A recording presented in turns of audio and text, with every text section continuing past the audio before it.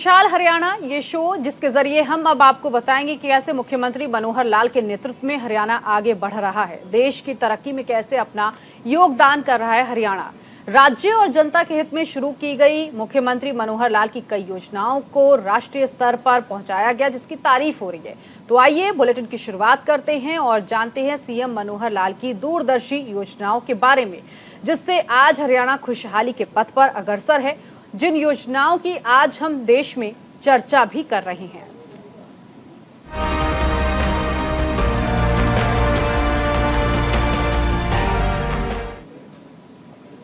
हरियाणा के मुख्यमंत्री मनोहर लाल लगातार राज्य की बेहतरी के लिए कई तरह की योजनाओं पर काम कर रहे हैं। जल संरक्षण की चिंता करने वाले मुख्यमंत्री मनोहर लाल हरियाणा को राज्य की भावी पीढ़ी के लिए इसे पूरी तरह समर्पित करते हुए नजर आए।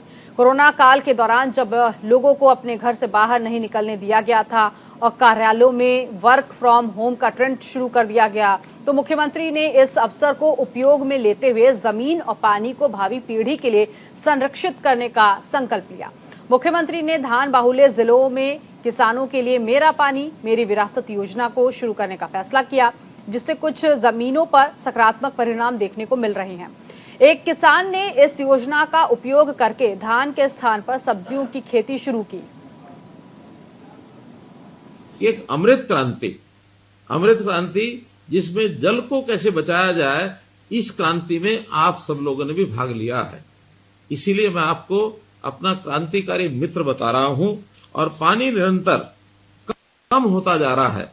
एक प्रकार का अगर कहें कि जैसे मौसम में बदलाव हो रहा है, वैसे वर्षा भी अब अनिश्चित हो गई है। समय के अलावा आगे पीछे वर्षा होती है, जिसका नुकसान होता है। अभी इन्हीं दिनों में वर्षा के ज्यादा होने से हमारी फसलें कितनी खराब हुई हैं।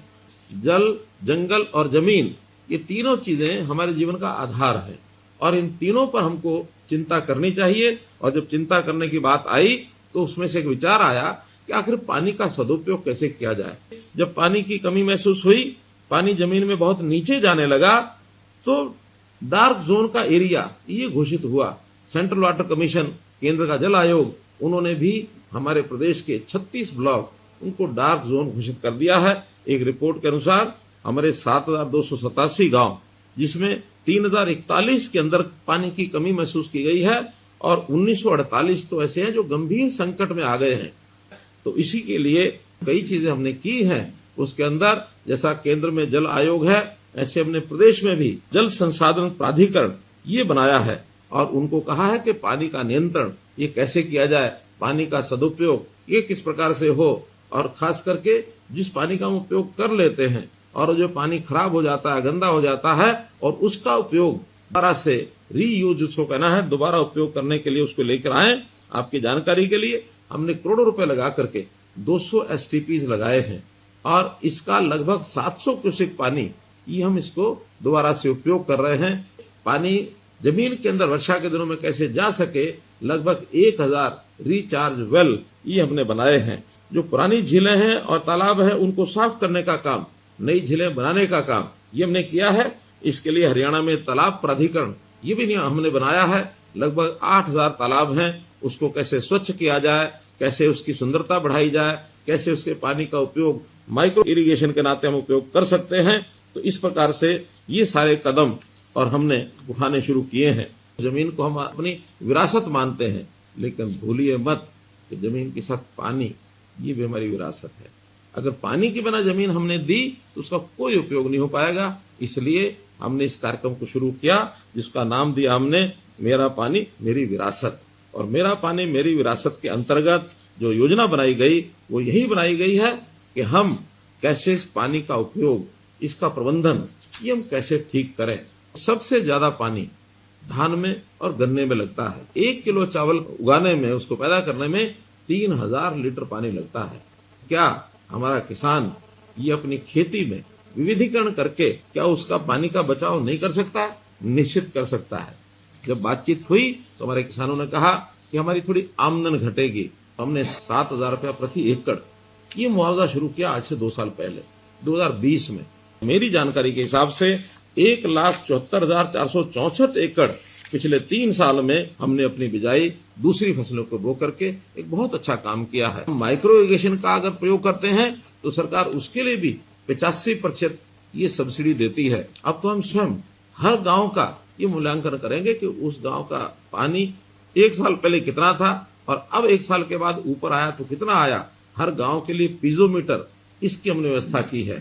लगभग 1500 गांव में ये पीजोमीटर लग चुके हैं। अन्य गांव में भी अगले वर्षों में पीजोमीटर लगाए जाएंगे। उधर सीएम ने गुरुग्राम में 32 करोड़ रुपए की लागत से तैयार 2 महत्वपूर्ण परियोजनाएं, जिसमें बसई चौक से द्वारका एक्सप्रेसवे तक रेलवे ओवर ब्रिज और सिकंदरपुर जल निकाय के कायाकल्प एवं सौंदर्यीकरण का लोकार्पण किया। मुख्यमंत्री ने कहा, वसई में नवनिर्मित रेलवे ओवर ब्रिज आने वाले समय में हीरो होंडा चौक से द्वारका एक्सप्रेसवे और आसपास के सेक्टर्स में रहने वाले लोगों को बेहतर कनेक्टिविटी प्रदान करेगा। इसके साथ ही उन्होंने कहा, गुरुग्राम झज्जर मार्ग पर पुराने आरओबी पर यातायात के दबाव को कम करेगा। इसके साथ ही सीएम मनोहर लाल ने सिकंदरपुर के समीप 90 एकड़ क्षेत्र में विकसित जल निकाय के कायाकल्प और सौंदर्यीकरण से जुड़ी परियोजनाओं को शुरू कर जनता को बड़ी सौगात दी है।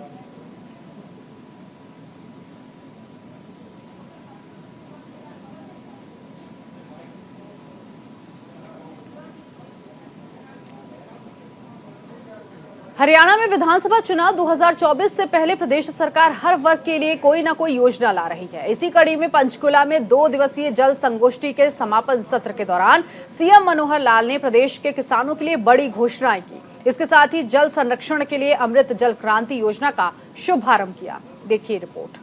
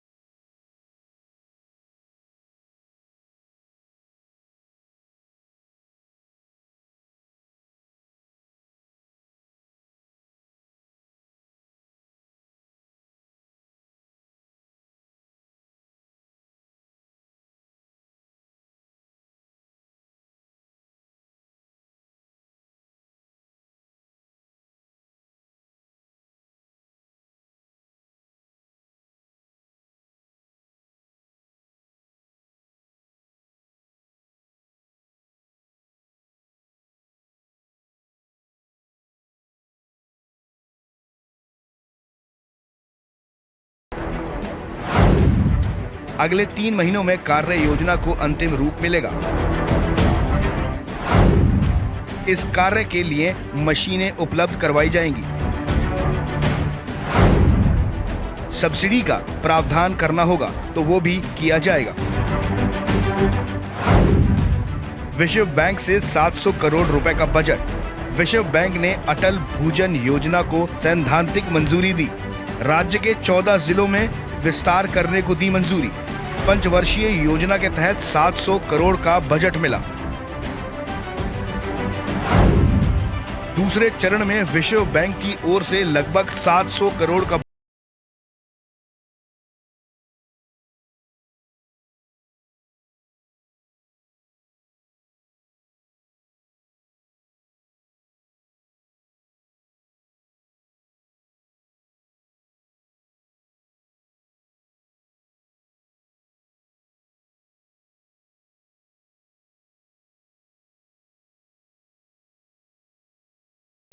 STP के ट्रीटेड वेस्ट वाटर द्वारा पूरा किया जाएगा। इसके अलावा कृषि की जरूरतों के लिए 75 STP के पानी का उपयोग किया जाएगा। ट्रीटमेंट के ऊपर भी हमको उसका पूरा उपयोग यानी पूरा ध्यान करना पड़ेगा ताकि ये ट्रीटेड वाटर बहुत से क्षेत्रों में इसका उपयोग कर सकते हैं। अगर हमारी प्राप्ति 20 MAF की है और हमारी आवश्यकता 34 MF की है, तो ये 14 MF उसी 20 को अगर रिसाइकल करके हम पूरा कर सके तो वही एक रास्ता और कोई रास्ता नहीं है। और प्लांट का ट्रीटेड वाटर वहां पीने में कहीं कहीं किसी किस्म की दिक्कत नहीं, आपत्ति नहीं है, इस लेवल तक का है। उन्होंने कहा है कि STP का 50% ही पानी इस्तेमाल किया जा रहा है, जिसको हम 100% तक ले जाएंगे। मुख्यमंत्री ने कहा है कि पानी का बड़ा उपयोग उद्योग क्षेत्र में भी होता है। इसके लिए सरकार ने एक विशेष योजना भी बनाई है, जिसके तहत IMT सोहना, IMT खरखौदा और ग्लोबल सिटी गुरुग्राम में जीरो लिक्विड डिस्चार्ज लागू करेंगे। जैसा बताया कि हमारी आवश्यकता 34 MF की खेती की है और मिल रहा है हमको कितना, टोटल 20 MF, जिसमें से 4 से 5 MF तो हमको सीधा वर्षा से मिलता है, बाकी नदियों से मिलता है। जितना जमीन में पानी जाता है उससे ज्यादा हम दोहन कर रहे हैं, 139% दोहन कर रहे हैं हम, जो कि किसी भी एरिया का सर्वाधिक दोहन का एक पैरामीटर। हमारे ब्लॉक्स डार्क जोन में आते जा रहे हैं। 2004-05 में 55 ब्लॉक डार्क जोन में थे और अभी आज 2020 में 85 ब्लॉक डार्क जोन में। सीएम ने कहा है कि ऊर्जा विभाग अगले 3 महीनों में यमुनानगर, पानीपत, हिसार और झज्जर में बिजली संयंत्रों में ट्रीटेड वेस्ट वाटर का पुनर्प्रयोग करने के लिए परियोजना की DPR तैयार करेगा। बिजली संयंत्रों को ठंडा करने के लिए ट्रीटेड वेस्ट वाटर के उपयोग की संभावनाओं को भी पता लगाया जाएगा। कभी ये वर्षा फसल पकी मार्च-अप्रैल में आ जाती है, कभी सूखा पड़ जाता है, कभी वर्षा के का मानसून सीजन में इतनी ज्यादा हो जाती है कि बाढ़ आने का खतरा हो जाता है। तो हमें इसको रेगुलेट करना पड़ेगा और रेगुलेट करके उसको मैनेज करके तब हम आवश्यकता की पूर्ति कर सकते हैं। आज हमारे डिपार्टमेंट, चाहे वो और पब्लिक हेल्थ है, चाहे अर्बन लोकल बॉडीज या फिर रूरल डिपार्टमेंट या जो भी कुछ इसमें कर रहे हैं, जहां तक मुझे जानकारी दी गई है 200 STPs या हमारे वेस्ट वाटर ट्रीटमेंट प्लांट्स लगभग इतने लगे हैं, जिसका 700 क्यूसेक पानी हम जो है रियूज कर रहे हैं। मुख्यमंत्री ने कहा है कि अगले 2 वर्षों में विभिन्न योजनाओं के तहत 250 से ज्यादा शहरी तालाबों में इजाफा किया जाएगा। ट्रीटेड वेस्ट वाटर का उपयोग सभी शहरी क्षेत्रों के पार्कों और हरित क्षेत्रों में किया जाएगा। मनोहर लाल ने कहा है कि इस 2 दिवसीय जल संगोष्ठी में विचार विमर्श के फलस्वरूप हमारे इस क्षेत्र में जल के भविष्य में प्रावधान के लिए एक रोड मैप तैयार करने का मार्ग प्रशस्त हुआ है। निश्चित तौर पर जल संरक्षण की दिशा में हरियाणा नए आयाम स्थापित करेगा। Bureau report, news India.